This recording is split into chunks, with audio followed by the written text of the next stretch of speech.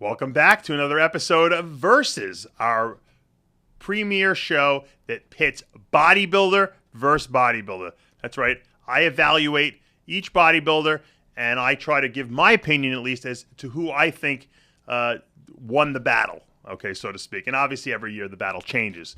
This year, William Bonac and Roelly Winklaar battled it out at the Olympia. When all was said and done, Bonac finished in 5th, Roelly in 6th.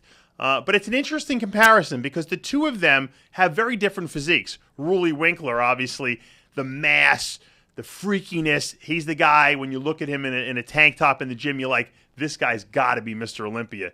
He totally blew us all away this year at the New York Pro, where he narrowly lost to Dexter Jackson. I actually believe that he beat Dexter Jackson at the New York Pro this year. It really raised Roelly Winklaar's stock through the roof. This year also he'd been training at Oxygen Gym, I think, for 2 years now, but in Oxygen Gym, he kind of became the poster child for big, freaky, massive bodybuilders. And, you know, we kid around by saying he ate the anabolic chicken out there in Kuwait. But Roelly really was, aside from Big Ramy, Roelly was one of the first guys who really came from another country, showed up, and just dazzled completely, the bodybuilding world with the amount of muscle size, separation, conditioning. He just seemed to put it all together out at Oxygen Gym for whatever reason or another, whether he secluded himself out there, whether the training methods that they were using were great, the diet methods, something worked for Roelly Winklaar. But when you look at his physique, you really don't see any weaknesses anywhere in terms of muscle size and conditioning. He's got an enormous back. You watch the shots here. The lat spread is just awesome. When you talk about a back, you want to see thickness and width. Look at that. Roelly Winklaar's got both thickness and width. You can't really criticize the conditioning. He's got striated glutes and hamstrings.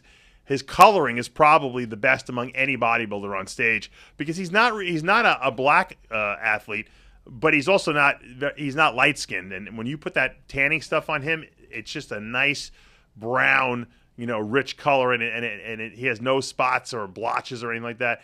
His arms might be the best in bodybuilding right now. And, look at those thick pecs. Like I said, if you had to find a weakness in this guy, you'd have to say it's structurally because he put so much muscle on his body that he just might be too big, dare I say. That's sacrilegious to say in bodybuilding circles. Now, when you look at William Bonac, okay, you at first you want to say here's a guy structurally who's superb and who packs a ridiculous amount of muscle on his short frame. And you'd be right by saying that. But he's short.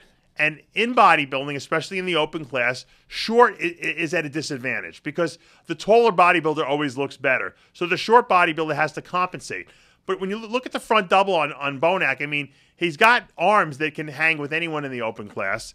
He's got amazing legs with terrific separation. And when we talk about quads, we've seen guys with big legs, but without that separation. But Bonac's got the separation. He's got great delts. His lat spread is superb because his lats really flare from the front.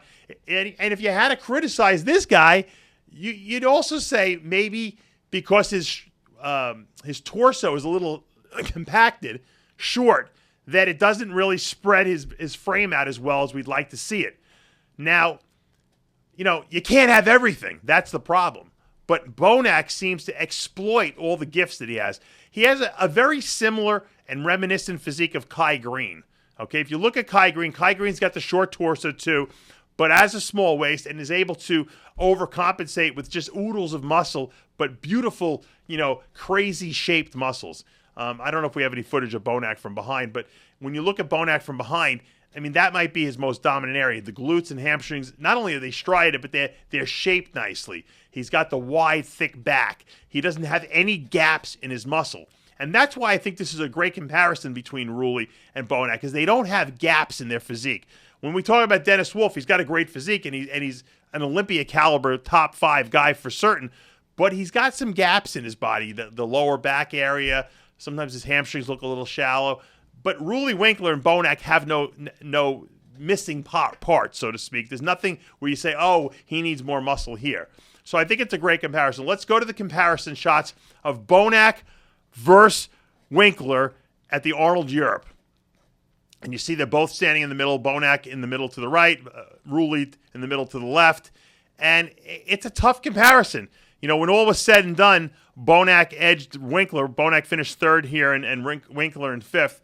But, I mean, really, you look at Winklaar alone or you look at Bonac alone, and you could say these guys might be the winners of the show. And it really comes down to who has more freak factor. And, you know, you would think Winklaar would because he's bigger. But Bonac, to me, even in these comparison shots, even though he's the shortest guy up there, his density of his muscle, the separation in the muscle groups. And watch this side chest pose. Look at the side leg. Look at his pecs, delts, and arms. He's not the biggest. He's actually the smallest guy in this shot here, but he displays the most lines and conditioning. He has the most wow up there. And wow wins bodybuilding shows. That's the bottom line. So when you compare physiques, you know, you put all these guys individually, and you can say this guy's better than this guy, but when it's up in the comparisons that decide the show. Roelly Winklaar in a tank top in the gym is Mr. Olympia, okay? Up on stage here, Bonac seems to dominate a lot of these poses. Not all of them, but enough of them. And he has enough wow factor that the judges, you know, are able to place this guy in the top 5 at the Olympia. Now, I can't think of, aside from Dexter Jackson, there is not another short guy in the sport who's doing what Bonac is now. 5th at the Olympia, 3rd at the Arnold Europe. He fell to 4th at the Kuwait Pro, and then in Prague, he comes back and he decimates the competition with the win. So he finishes off that European tour, at least this part of the European tour, the first half of it, with the win. And that's you know, requalifies him for the Olympia next year, and it actually puts him back into a very, very high spot momentum-wise, and I guess you could say stock-wise. Now, the question remains, is Bonac a better bodybuilder than Roelly Winklaar? Because that's what this show is. It's Bonac versus Winklaar here. It's a hard call to make because, you know what? Winklaar has some seriously dangerous, dominant poses. That side tricep was really good for Winklaar. Once again, the thing that kind of, you know, distracts from Winklaar's physique is that his waist is not small.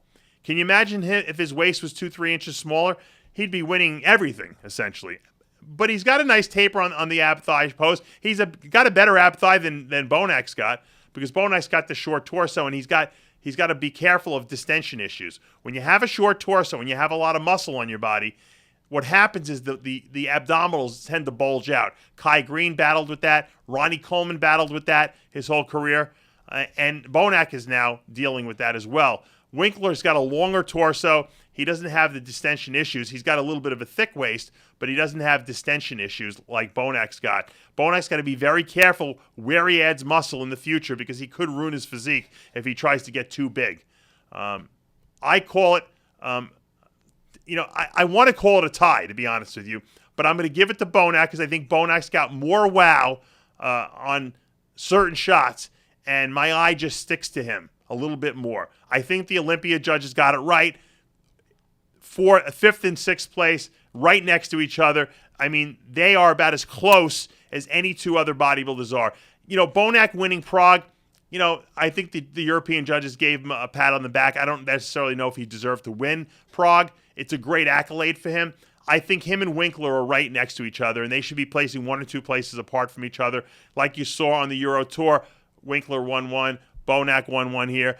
I think Bonac in the end got the better of Winklaar by winning more times than Winklaar did. And I think that's why I'm going with Bonac being the better bodybuilder in this edition of Versus. So Palumbo's final word is Bonac over Winklaar. Thank you for joining us for another episode of Versus.